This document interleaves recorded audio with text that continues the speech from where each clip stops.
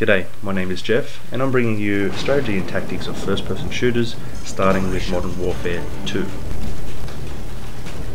Here we have ground war domination on Underpass, and I'm running the M16 with holo, the M1014 with grip, Claymore, stun, Scavenger Pro, stopping power pro, and SitRep Pro.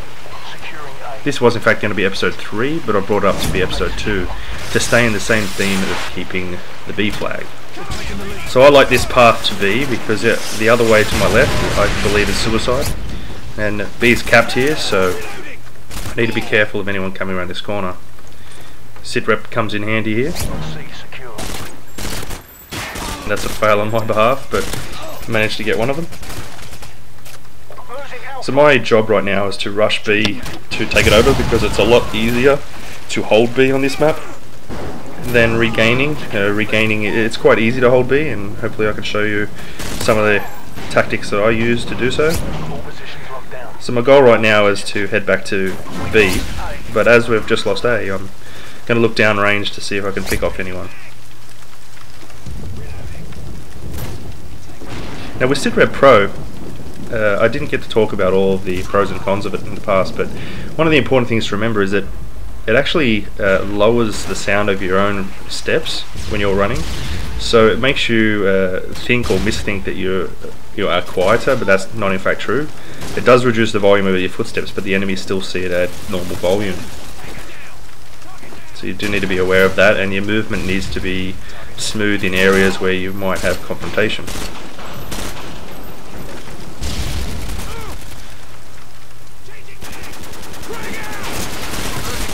Heading down to B, I managed to stop someone, and my goal right here is to set up a patrol area.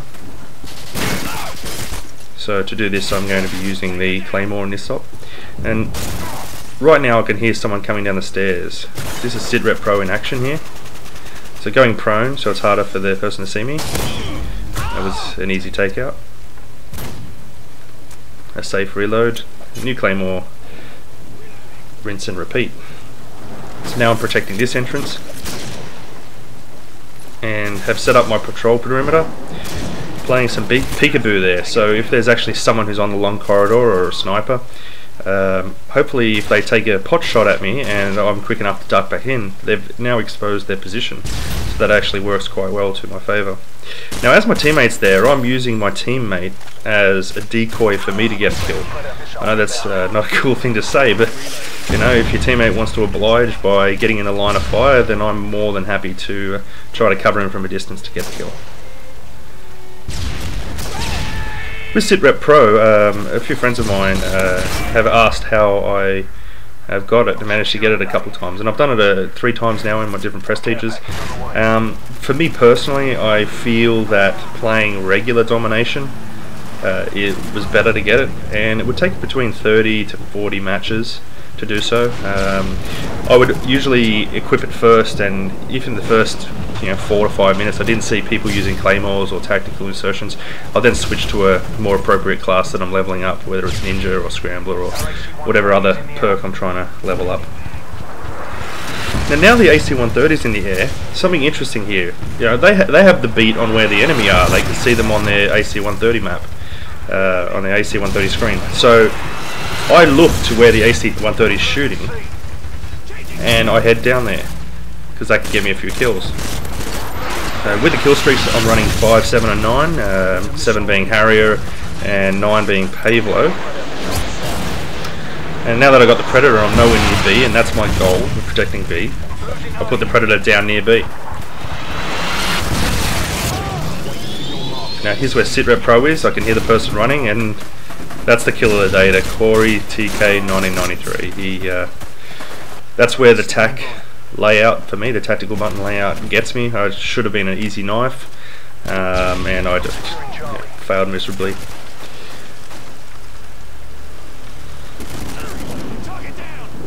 So with all positions locked down, very quickly you can have a spawn swap, but they were spawning at A, and now we know where they're coming from again. So obviously from A they've got the corridor and they've got the creek. They could also go through the office building or whatever it is just here.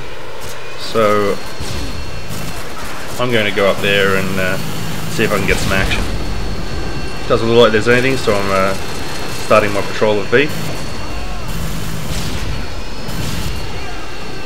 There's me looking down the creek.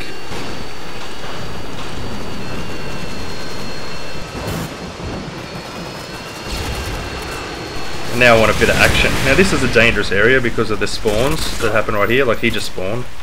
But someone can spawn behind me, and when you're not looking directly at a spawn, they generally spawn in that area, or there's more likelihood. And I got taken out by someone who hopefully just spawned. Now with this, I use my stun grenades because if you're going to take my flag, then you're dying. And I use the stun grenades to keep them still, or at least keep them still for my teammates to take down. As you see there, the teammate got an assist, I managed to end up getting that kill. But, you know, those little buggers can't take my flags. My goal is to protect B as long as best as possible. Now, teammates seem to be going in pairs in ground war. I think there's enough people that it just works out that way as well, but in ground war domination, you generally find that people are in pairs, so you've got to be aware of that. Here's a stun check to make sure we cap safe. Another thing with ground war is you don't want to be really capping open flags like that on your own. You do want a teammate with you, unless you're sure you've cleared the area. So now I'm just reloading and taking another look at Bs. I've killed a few people, so they may know what I'm doing. The type of rinse and repeat killing. And enemy predators come up, so I'm putting myself well into the corner because I'm running Stopping Power Pro. So with my 5th kill streak here, I want to talk about something. Someone's about to cap B, and I could kill him, which I end up doing. But the person I'm pointing to right now, he should have been my target, because then I could have got 2 kills, the person capping B and the person behind me. But instead I've got the 1, and now I'm in a position where I need to protect my kill streak. I mean, I want those Harriers, I want the pay blowout. Now that the enemy Harriers are out, I'm in a bit of a bind here. I want to continue to protect B, but I also don't want to put myself in harm's way of the Harrier because I want to protect that kill streak. So one thing with Harrier avoidance, the Harrier tends to only shoot in the direction that its nose cone's pointing to, so the direction the plane's pointing to. So I use that to my advantage to escape in a second when it's immediately above me. And there's just humble pie fail there for me, I couldn't get any of them.